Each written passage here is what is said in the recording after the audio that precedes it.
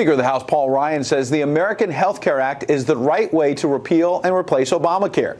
Here he is today making the pitch.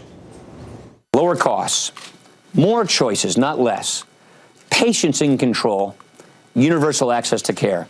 These are the four driving principles that we are focused on: lowering the costs, giving people more choices, having patients in control, and universal access to care. Let me walk you through how exactly we propose to do this.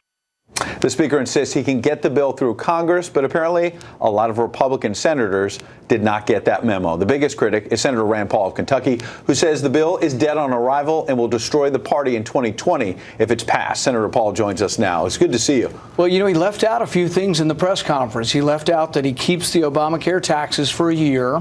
Then he keeps the Cadillac tax forever. He keeps the Obamacare subsidies, but renames them, tax credits. He keeps the individual mandate, but you don't pay the government the penalty. You got to pay the insurance company the penalty, and then he also. But they would say there's a transition. Well, no, but he's keeping aspects of Obamacare. That's the very definition of Obamacare Light. So it's not a full repeal, is your point? No, it's not. And about a year ago, we did. We voted unanimously a year ago. Why aren't we voting on what we voted a year ago? But I've spoken to House Republicans, and they told me to ask you this simple question. You want to repeal it. What happens after that? You do a full repeal. They say the market collapses, and you really do have a death spiral. And then you, Senator Paul, you own that death spiral. Yeah, no, I'm for replacing at the same time. But how do you replace it immediately, though? Well, in a separate bill. I've written the bill. And the bill is, interestingly, mostly Tom Price's ideas. So it's interesting that you have Paul Ryan on one side saying, I have Tom Price's ideas, and then you have Rand Paul on the other side saying, I have Tom Price's idea. And it's kind of true. But we don't like the refundable tax credits that came from Tom Price. But we do like health care associations where you can join like a buying pool or a group to bring down prices. This is part of the answer because the 11 million people in the individual market, their premiums are going through the roof.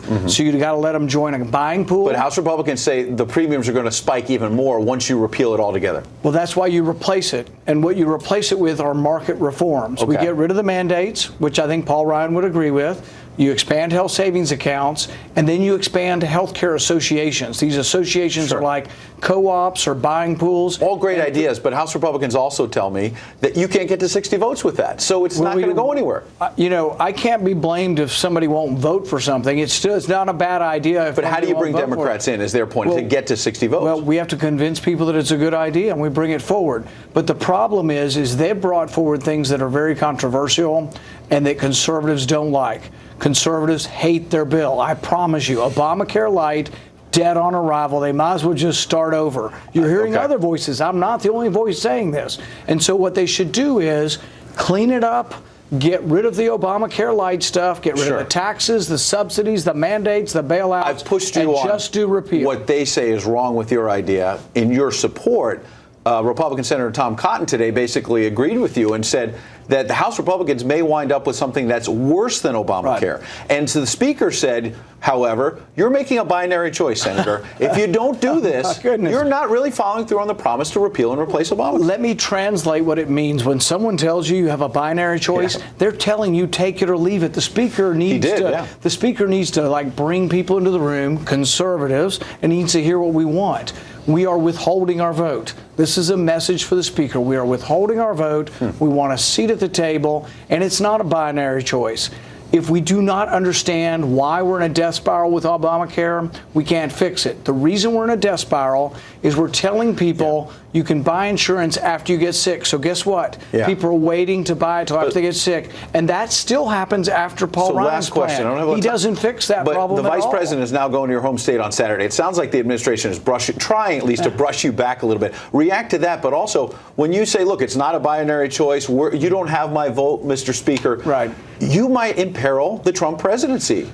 Well, no, not at all. Well, what if this all comes crashing down? I'm a big friend of the president. But this may come crashing down. And also, you won't meet anybody who dislikes Obamacare more than me. I'm a physician. I have lived Obamacare. It is a disaster.